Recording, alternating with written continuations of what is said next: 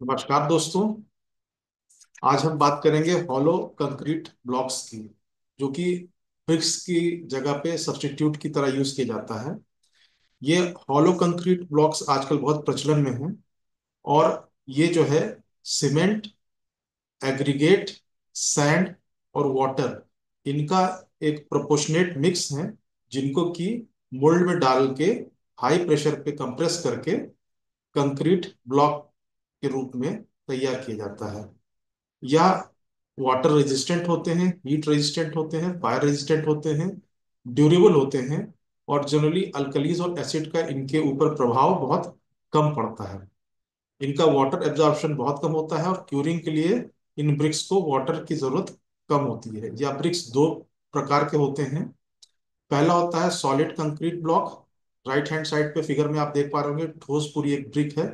ये solid concrete block है। और लेफ्ट हैंड साइड पे आप देख पा रहे होंगे ब्रिक ब्लॉक्स हैं, जिसमें अंदर कैविटी है, यानी कि हॉलो है। तो ये हॉलो कंक्रीट ब्लॉक्स होते हैं।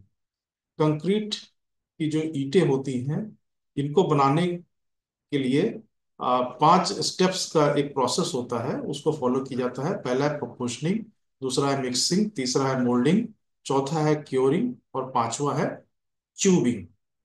अब आइए समझते हैं कि ये क्या क्या है। तो प्रोपोर्शनिंग जो है, किस निश्चित मात्रा में सैंड, वाटर और सीमेंट को हमें मिक्स करना है, तो वो हम प्रोपोर्शनिंग में डिसाइड करते हैं।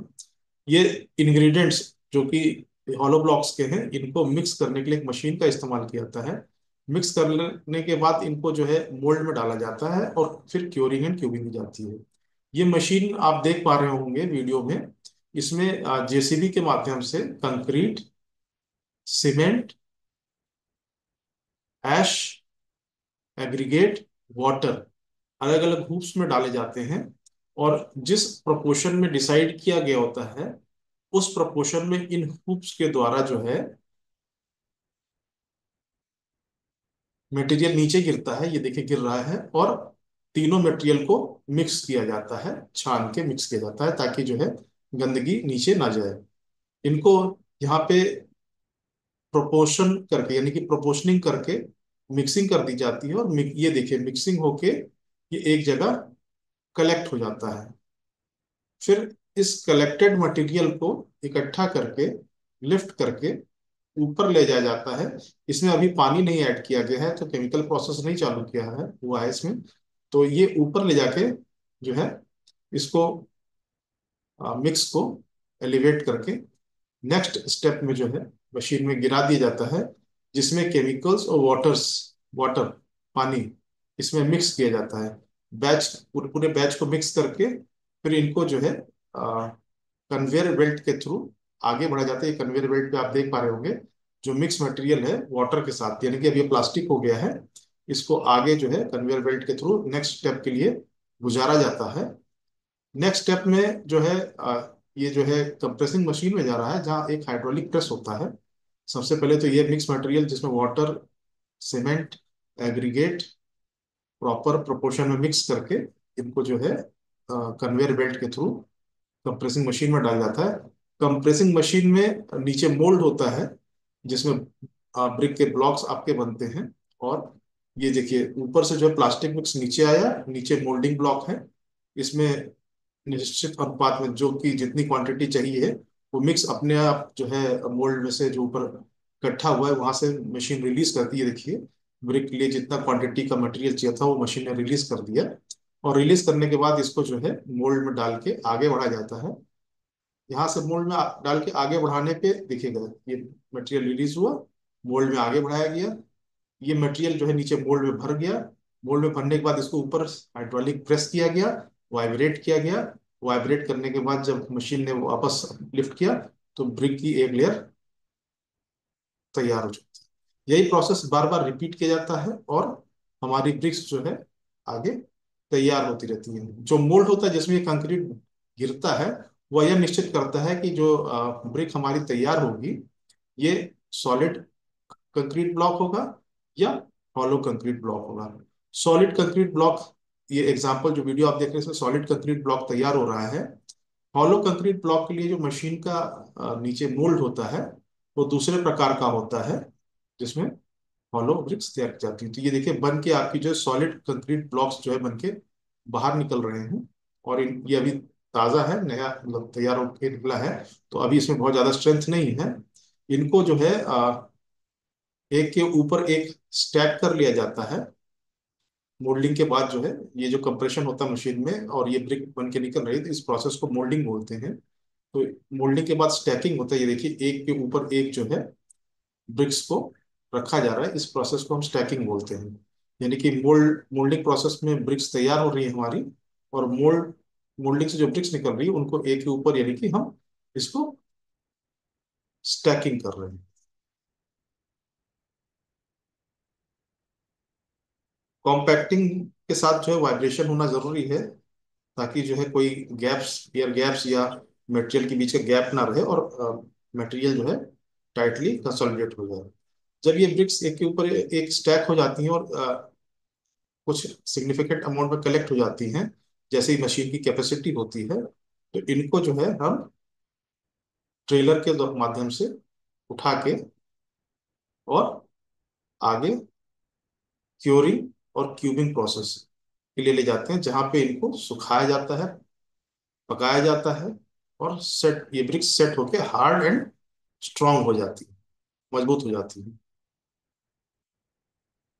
तो हम अब नेक्स्ट प्रोसेस की ओर प्रोसीड करते हैं। अगले वीडियो में आप उसको देख पाएंगे कि इनको जो है कैसे हम स्टैक करके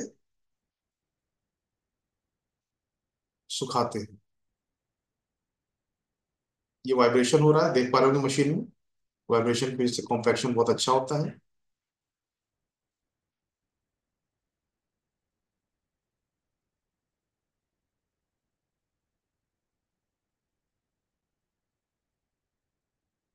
जनरली जितना मटेरियल गिरा जाता है उससे 10 mm जो है, 10 to 15 mm depending on the size of the brick block, ये कंप्रेस हो जाता है।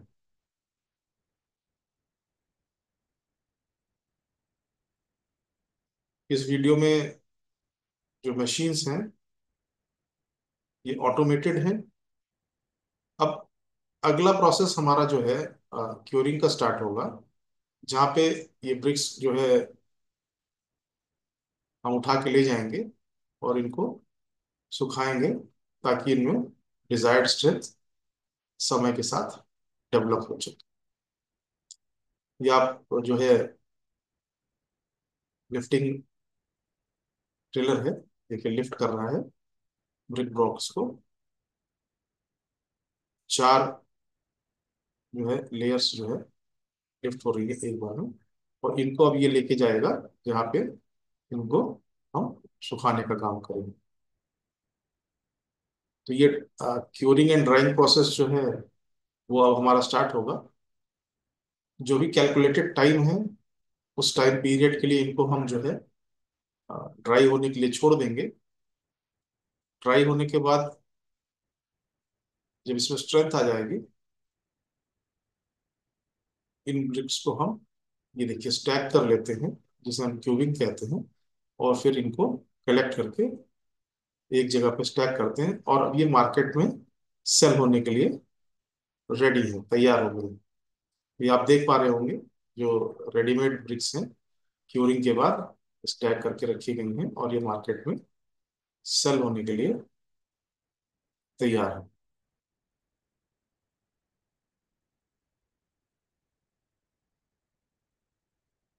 इन ब्रिक्स को जो है वाटर की जरूरत कम होती है, क्योंकि ये पोरस नहीं होती है।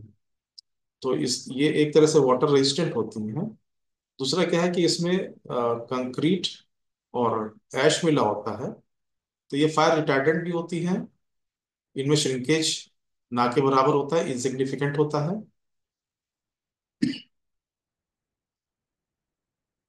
एक बार ये ब्रिक्स जब सूख जाती है तो इनको कलेक्ट कर लिया जाता है। अब बात करते हैं uses of these concrete blocks.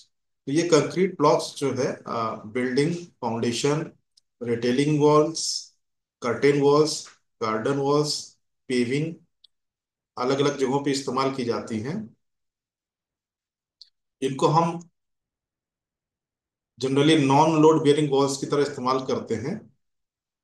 ये लैंडस्केपिंग में इंडोर में, आउटडोर में, हर सिचुएशन में फिट बैठती हैं। इनको हम डेकोरेटिव स्क्रीन्स और फ्लावर बेड में भी इस्तेमाल कर सकते हैं। जहाँ पे केमिकल्स का यूज होता है वहां पे भी हम इस ब्रिक की लाइनिंग लगा सकते हैं। यह कंक्रीट जो है ब्लॉक सीमेंट, पानी, बजरी और मोरंग के मिश्रण से बनता है। इसमें इस्तेमाल की जाने वाली सामग्री का एक निश्चित अनुपात होता है और यह ईंटें पानी से जल्दी खराब नहीं होती हैं। इनको हम बिल्डिंग्स में वॉल्स के लिए इस्तेमाल कर सकते हैं, सीढ़ियों के लिए इस्तेमाल कर सकते हैं और पार्टीशंस के लिए भी इस्तेमाल कर सकते हैं। क्योंकि इसमें वाटर एब्जॉर्प्शन नहीं होता है, तो एक्सटीरियर वॉल्स के लिए ये बेटर सूटेड है। इनको अलग अलग जगहों पे अलग अलग नाम से जाना जाता है। जैसे अब बात करते हैं एडवांटेजेस ऑफ कंक्रीट ब्लॉक्स। तो ये कंक्रीट ब्लॉक्स जो है ब्रिक्स से बड़ी होती हैं साइज में, तो नंबर ऑफ ब्रिक्स जो है जिनका इस्तेमाल होता है ब्लॉक्स का, वो नंबर ऑफ ब्रिक्स जो क्ले ब्रिक्स होती हैं उनसे कम होता है। तो less number of BRICS use होती हैं। दूसरा, इसमें थर्मल इंसुलेशन जो है बेटर होता है, साउंड इंसुलेशन बेटर होता है। एरिएटेड ब्लॉक्स होते हैं तो इसमें लाइट वेट होते हैं, हॉलो ब्लॉक्स होते हैं। पीसेस लार्जर होते हैं तो एक मेसन को लेस नंबर ऑफ पीसेस को असेंबल करना पड़ता है वॉल को इरेक्ट करने के लिए। और प्लास्टर की जो थिकनेस होती है वो बहुत कम होती है, क्योंकि ब्लॉक्स जो है इवन साइज के होते हैं, तो इसलिए प्लास्टर की थिकनेस कम रखनी पड़ती है यहाँ पे। डिसएडवांटेज ये है कि कंक्रीट ब्लॉक्स जो है वो छोटे स्केल पे प्रोजेक्ट्स में महंगे पड़ते हैं। ब्लॉक्स को काटना जो है, काट कर जैसे ब्रिक का प्ले ब्रिक्स को हम आसानी से काट लेते हैं, लेकिन ब्लॉक्स को काटने में हमें दिक्कत होती है। तीसरा क्या है कि अगर कंक्रीट ब्लॉक्स के बीच में जॉइंट से सीपेज होने लगे तो उसे रोकने में दिक्कत होती है। और डोर्स और विंडोज के जो ओपनिंग्स होती हैं वहां पे ये ब्रिक्स कट के लगती हैं, तो इन ब्रिक्स को काटना मुश्किल होता है, तो यहाँ पे वर्कमैनशिप डिफिकल्ट होती है। तो दोस्तों, आज कंक्रीट ब्लॉक्स को डिस्कस किया जा रहा था। यह आपको डिस्कशन कैसा लगा, या जो है वीडियो आपको कैसा लगा, इस पे कमेंट जरूर करिएगा और इस वीडियो को लाइक एंड शेयर करिएगा। Thank you.